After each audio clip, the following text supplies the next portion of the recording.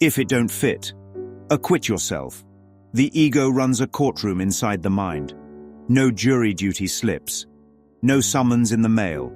You were born into the trial. The charges, guilt, sin, shame and death, the evidence, a body. The world, just the crime scene photos played on loop. The ego plays prosecutor, judge, and executioner. Slicker than Johnny Cochran and twice as dirty. And its opening argument is always the same. See this glove? It fits. It must fit.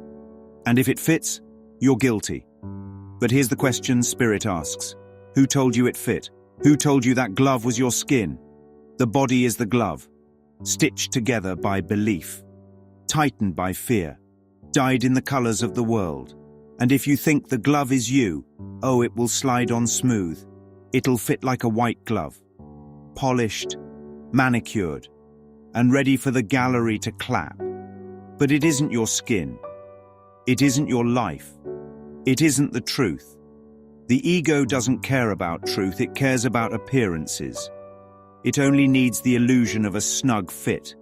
That way it can convince the jury in your head that you belong in chains. It doesn't matter if the seams split. It doesn't matter if the glove won't close. The ego waves it in front of the crowd and says, "Don't believe your eyes, believe me. I say it fits." And the jury nods because they've been bought off with fear. That's the real trial. Not whether the glove fits, but whether you'll buy the salesman's pitch. Spirit doesn't play that game. Spirit laughs at the exhibit table. Spirit knows the glove was empty all along. The body doesn't hold the Son of God. The world can't define the self. And no prosecutor has the authority to call innocence guilty. So the only sane verdict is acquittal. Not because you proved yourself. Not because you fought hard enough. Not because you hired a better defense attorney. But because the truth never stood trial to begin with. The innocence of the Son of God was never in question. The whole case was theater, staged in the courthouse of separation. A play run by an ego desperate for an audience. And every time you believe the glove fits, you take a seat in the jury box.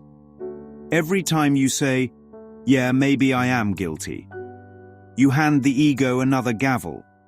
But the Holy Spirit reminds you, the glove only fits if you think you're a body. And the body only matters if you think the world made you. But truth isn't a body. Truth isn't born and truth doesn't die.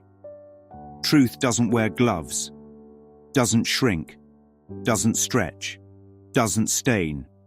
Truth walks out of the courtroom before the verdict is even read. Because truth knows the whole trial was false evidence appearing real. That's why the real slogan isn't, "If it don't fit, you must acquit." The real slogan is, "If delusion don't fit, you must acquit yourself." Acquit yourself of the courtroom altogether. Acquit yourself of the jury box, the bailiff, the judge, the cross-examination. Acquit yourself of the whole trial of guilt. Because you were never the defendant.